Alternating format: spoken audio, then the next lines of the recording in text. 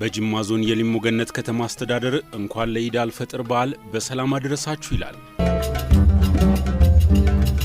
የሊሙ ገነት ከተማ በ2015 ዓ.ም ተጠሪነቷ ለጅማ ዞን ከሆነ በኋላ ፈጣን እድገት እያስመዘገበች ነው። በከተማዋ እየተተገበረ ባለው የከተማ ግብርና ኢኒሼቲቭ በርካታ ወጣቶች በዶሮና ከብት እርባታ ተሰማርተው ውጤታማ ሆነዋል። በተጨማሪም ሼዶች ተገንብተው ለአገልግሎት እየተሰናዱ ነው። በከተማዋ አገልግሎት አሰጣጥን ለማዘመን ግዙፍ ህንጻ እየተገነባ ሲሆን በኮሪደር የለሙ ስፍራዎችም ከተማዋን ልዩ ውበት አጎናጽፈዋታል። በቡና ልማትና በንግድ የምትታወቀው ሊሙ ገነት ከተማ የተለያዩ ፍራፍሬዎችንም ታበቅላለች። የከተማዋ አስተዳደር በረመዳን ወር ለሙስሊሙ ማህበረሰብ የአፍጥር ስነ ስርዓት በማዘጋጀት ለአቅመ ደካማ ወገኖች ድጋፍ በማድረግ ማህበራዊ ኃላፊነቱን ተወጥቷል። ከተማዋን አቋርጦ የሚያልፈው በግንባታ ላይ የሚገኘው አስፓልት መንገድም ከተማዋን ለኢንቨስትመንት ምቹ ያደርጋታል።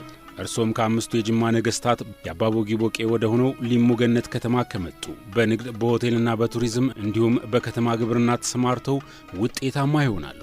ኢድ ሙባረክ። የሊሙ ገነት ከተማ አስተዳደር